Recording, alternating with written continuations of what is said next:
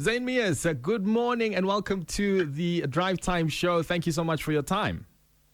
Thank you so much for having me, Zintla. I look forward to chatting. It's a very interesting chat that we need to start having because the role of a father, it really cannot be replaced within this world. And maybe let's start with the question that we asked the listeners. And from your perspective, when you think of the phrase a father's footprint, what lasting mark do you believe a father leaves in a child's life? Well, about 15, 16 years ago, I wrote a book called Daddy Come Home. And in that book, I described the definition of a father, which is root, source, anchor, and stone pillar of the family. I came up with my definition that is founder of a lifestyle. So a father really is the founder of a lifestyle of his family, of his community, and all of the whole society, really. So for me, if fathers can understand, if men can understand the importance of their just the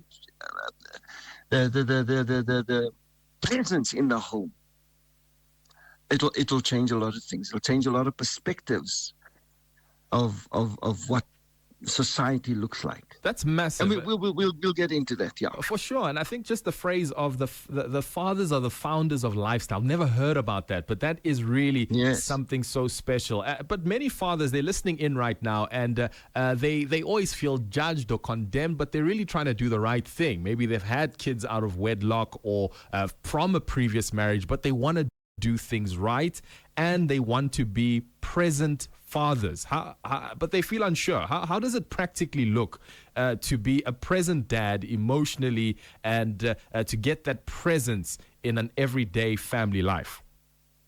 Well, that's why I wrote the book initially. I just want to go back and say that the reason why I started Fatherhood, the Fatherhood Foundation of South Africa, wasn't because I had a bad dad or a good dad or whatever. The reason why I started it was because 3 of my sisters were single parents.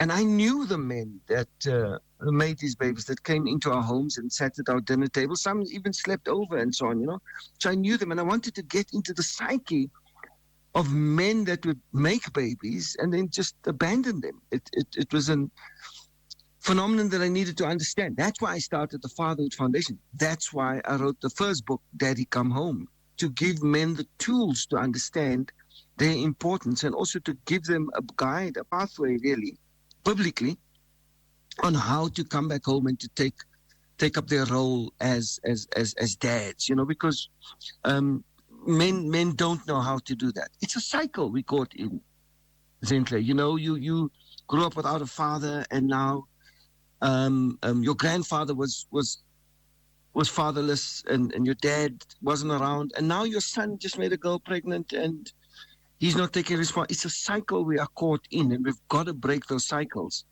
But there are tools that can help you to get back to being an involved father. That's one of the slogans of the Fatherhood Foundation, is to have intentional fathers in the home. So talking about this influence that a father has on a child's life, how can a father influence a child's confidence or their identity or sense of belonging simply through consistent involvement? Well, let me tell you that I do a lot of work on the Cape Flats and here in Joburg, in Westbury, where my offices are and so on.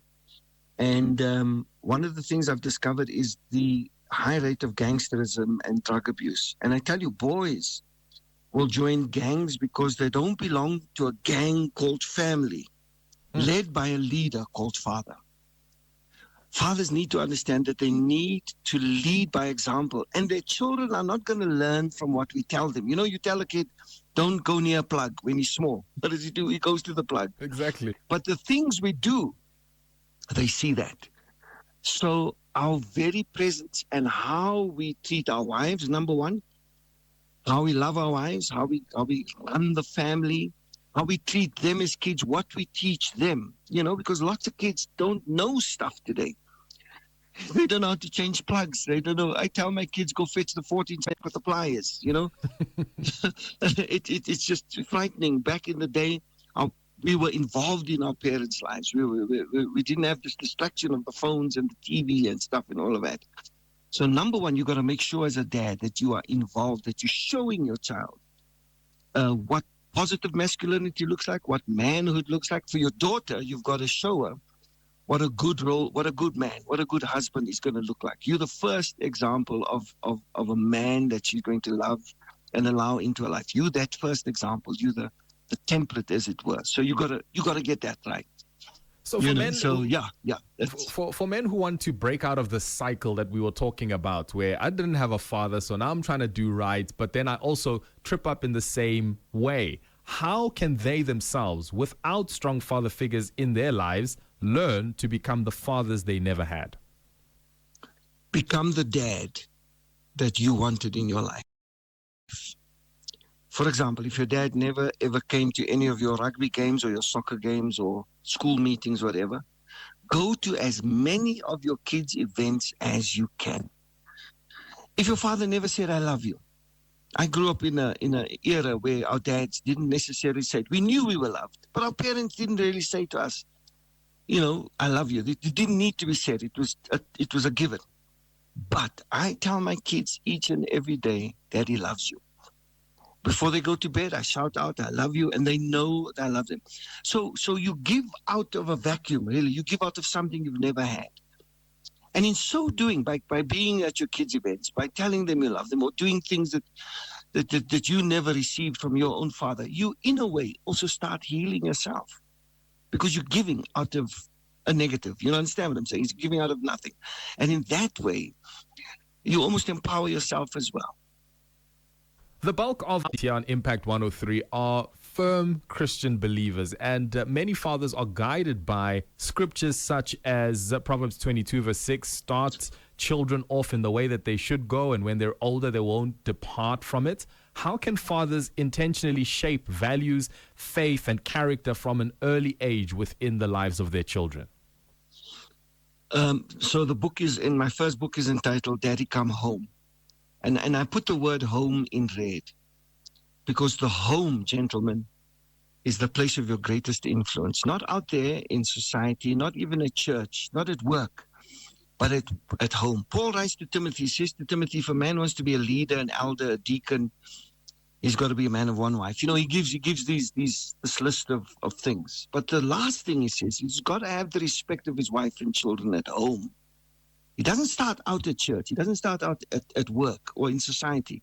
This man must have the respect of his wife and children at home. He must be a leader at home first. You can't expect to be a great captain of industry in the world out there. You can't be a great leader at church or even a deacon or an elder unless you have the order at home right. And for me, that is the most vital thing. That's where you measure yourself at. What kind of a dad, leader, loving father, husband am I at home? And that will then determine what I can be in church. And that Proverbs 22 is absolutely right. When kids see the right example, there's a verse in 1 Kings 20:13 where the army's coming up against Israel, and there are only 7,000 guys, and this army that's coming against them is 100,000. And then the prophet comes, and he says, listen, don't worry, God says you guys are going to win this battle. And the king says, who's going to win the battle? And he says, the young men. And then the king says, but who's going to set the order of the battle? And the prophet says, God says, you, the elders, the leaders, you've got to set the order for the young men to win the battle. And that is in everyday life exactly the same. We must stop asking youth to lead. We've got to stop saying to them, come on, you guys are the future, show us how to do it. How can you lead when you've never been led? So we've got to set the order for the kids. We've got to set the example, and then they will follow and overcome. There's an African proverb that says it takes a village to raise a child. Now, we know that fatherhood isn't just limited to biology. How can uncles, mentors, coaches, and, the ordinary community leaders, home cell leaders step in and guide children who need a father figure? Oh, I love that. Yes, I always say that. And I hear very few people say that, so it's a good thing. Fatherhood is not biological. It doesn't have to be your child for you to be a father figure to them and that kind of thing. And when I wrote this book, I did my research and found out that 2/3 of homes in South Africa are either single-parent homes or child-headed household or other-headed households. In other words, kids are growing up with their uncles or their grandmothers or so on and so on. You know, and the one thing I want to just say here, and I know it's Father's Footsteps Week. I want to thank God for every single mother that is stepping up to fill the role that dad isn't playing. I take my hat off to those mothers. As a mother she's working 2 jobs and a second shift on the second job just to make sure there's food on the table, electricity in the box, and school fees are paid. There's a granny with a pension of 2,300 rand that's having a family of 6, 7 in her own household that she's looking after, plus the neighbor's kids next door. How she does it on 2, 3, I don't know. She doesn't know. God alone knows. But to those mothers, I want to say, God bless you. God bless you. Because the women, those single mothers, never get the recognition. And I want to ask God's double portion of blessing upon them. Similarly to those men who step up to kids who aren't their own. You know, the stepdads, the fathers who come and visit sisters' kids and so on, grandfathers who step in, uncles, teachers, rugby coaches. To them, I want to say thank you, gentlemen, for the example that you're setting. Thank you for being father figures to the kids who come from homes where there's no dad. You won't believe the difference you are making in their lives. This is Zane Mears, the founder of Fatherhood Foundation of South Africa. And in this week, yes, we're focusing on all the fathers and making sure that they can be the models that God has in store for them. Mr. Mears, how can people get in contact with you, find your book, and also more information on your foundation that is going strong here in the country? Fatherhood Foundation of South Africa. You've got to put in South Africa because I'm sure there's a couple of Fatherhood Foundations around the world. Fatherhood Foundation of South Africa. ffsa.org.za.